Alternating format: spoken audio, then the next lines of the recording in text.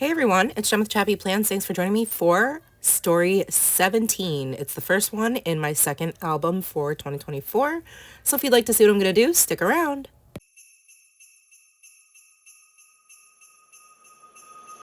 Hello friends, welcome to volume number 2 of 2 for 2024's December Daily Album. I created this really fun intro page. It was super simple, but again, very fun. Inspired by, I think, Nelly and Clem, who I saw trimmed out the heart and created a shaker pocket. So I wanted to include all the colors that were in the album inside of the heart with different sequins. And I used a few mixes from the Diary of Belle Rose to do that. And then just used embroidery thread to stitch the hearts to a piece of graphics transparency paper, and then stitched that onto I think it says "'Tis the Season" or something like that, repeated on the other gold foiled transparency. But anywho, we're here for stories 17 and 18, actually. I put them both together because they came together very quickly and are much more simple than some of the stories that I've been doing in album number 1, and that's just the way it is sometimes. I was just watching Allie Edwards videos, and she was talking about how some stories are very simple and some are a lot more involved in more of a paper crafting expedition of sorts. These two stories are not those, and so I put them together. So what I'm doing for story, like my thought process behind story 17, which is the movies we watched for Christmas this year, we actually only managed to watch 6, which is kind of surprising. We usually watch more, but maybe not surprising. We had so much going on. There wasn't a lot of time for us to consume media. And so there were only 6 movies this whole Christmas season that we watched. So I'm going to document those, and it worked out perfectly that this piece of this die cut insert paper from the collection has 6 spots. So I want to let you know I left in a lot of this portion of the video, which I end up redoing because I want you to see my process, and maybe it will inspire you or you will learn from my mistakes. I was originally wanting to use 3 different shades of this embossing powder, which is very tinsely and glittery, and I should have tested all 3 colors before filming. I had only tested the one. Let me look up the color names for you. So the one I used that I tested prior to filming was the aqua tinsel, and it did a pretty good job. I thought it looked nice and crisp and clear. I also pulled my teal and then my blue, which I have in my stash from years ago. Sorry about the blurriness. And it just didn't emboss very well. I even used the static pouch, and you will see, right now I'm using my Versamagic ink. That's what you put down first. Well, first you use the static pouch, then you stamp your image, and these stamps are from Paper Person Shop, and I don't think they're available any longer, but they are holiday movie themed stamps. And so I wanted to use the little director's cut holly berry image on all of them except for one flap, and the one flap is the title for the story, which is just Merry Holiday Movies, and then I was going to put the number 17 on the top of it.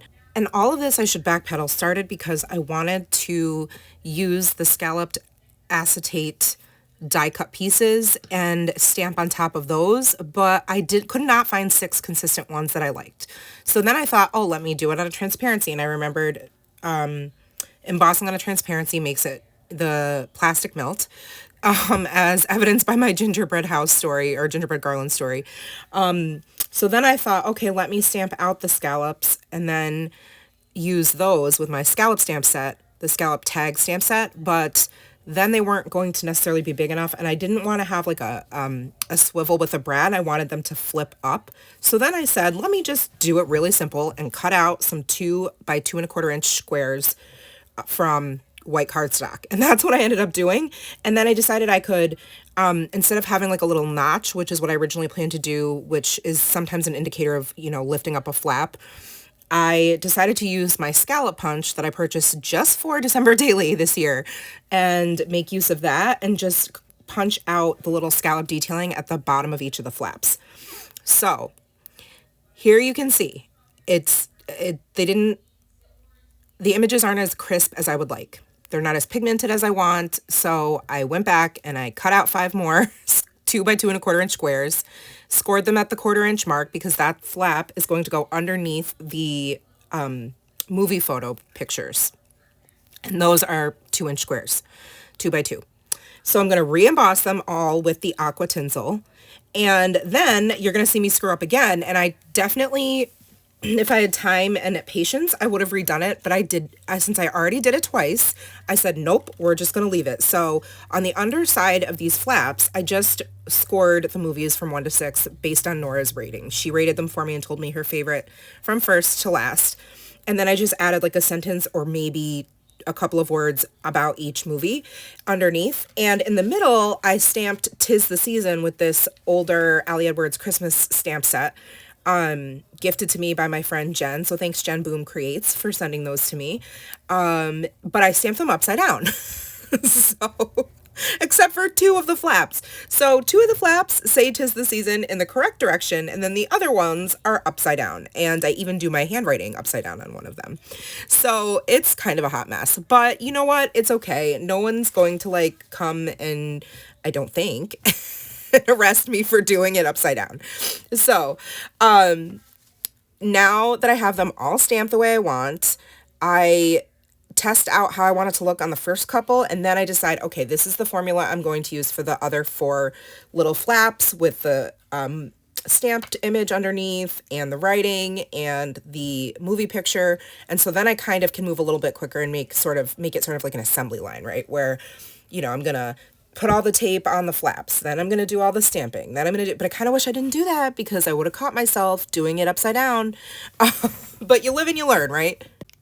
So you can see now I'm going to try to line up the very bottoms of the flaps to the scalloped edge and punch it. And it's just the perfect size. It must be a 2-inch wide or 2¼ inch wide space there for punching. So I ordered this off Amazon. It's just a Fiskars scallop punch. I like Google searched it one day and grabbed it and thought, oh, I can use this. So trust me, I tried playing around with my stamp sets to see what could work, and I just could not get it myself to really be married to any of the ideas, which is why I ended up with just this simple DIY white cardstock square that I ended up making myself. So now you get to watch me do everything backwards, upside down, inside out, wrong side right, all the things. And I'm just going to put on some music so you can watch or don't. But don't judge me.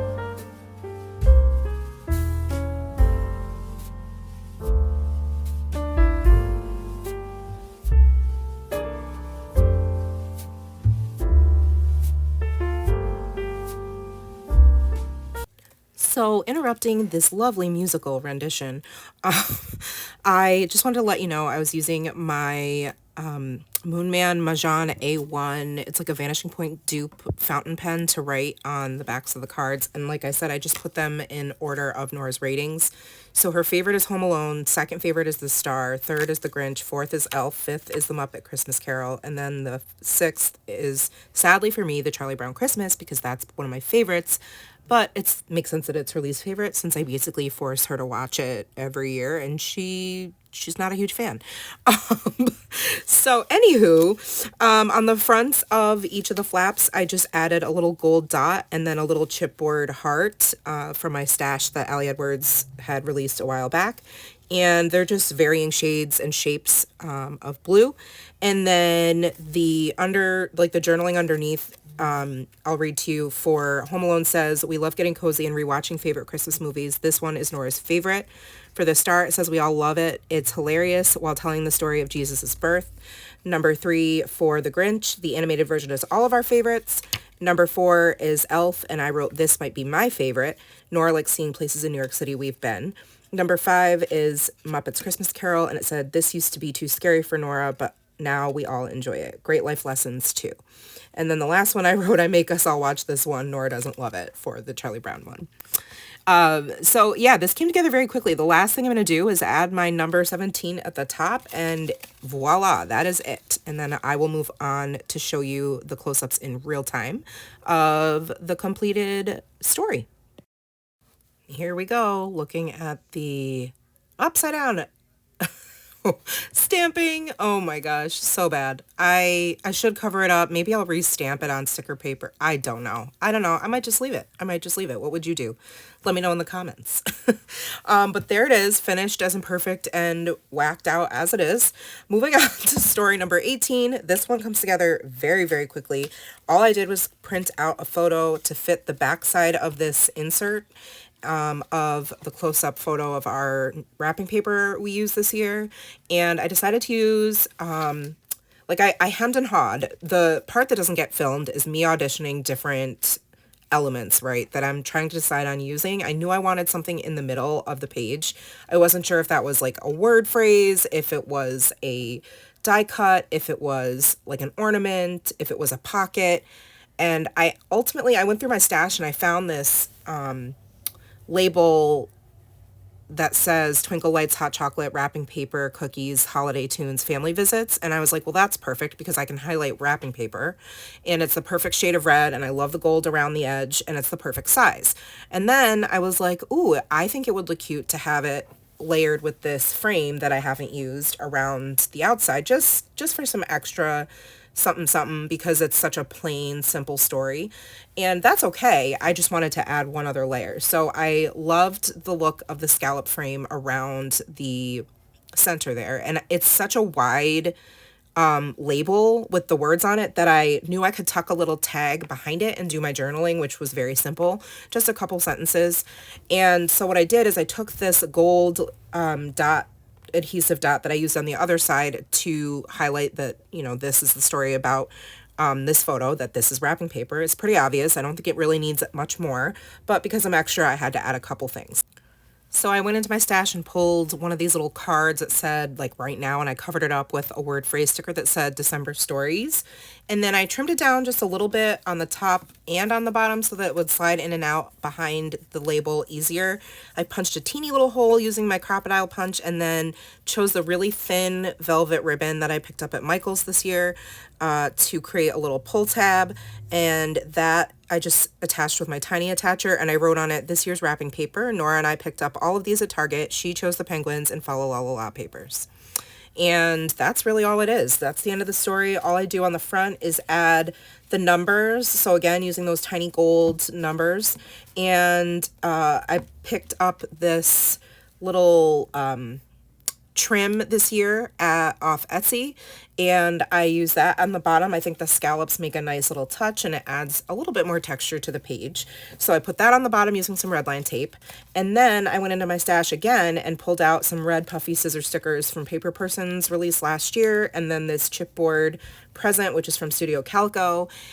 The last thing I need to do is adhere this photo to the back of story 17. So I'm going to use my Tombow tape to do that. And then I need to punch holes in the sides that line up with story 17. And that's going to wrap this one up. I hope you guys have enjoyed seeing these stories. They came together very quickly. I'm thinking story number 19 will be much more involved, so stay tuned. Let me know if you have any questions in the comments below. Pretty soon here, I am going to show you a close-up of the finished story. Make sure you give this video a thumbs up. Make sure you're subscribed too if you're not, and have that bell turned on so you don't miss my content. And I'll see you guys in the next one. Take care, friends. Remember that you are enough. Bye.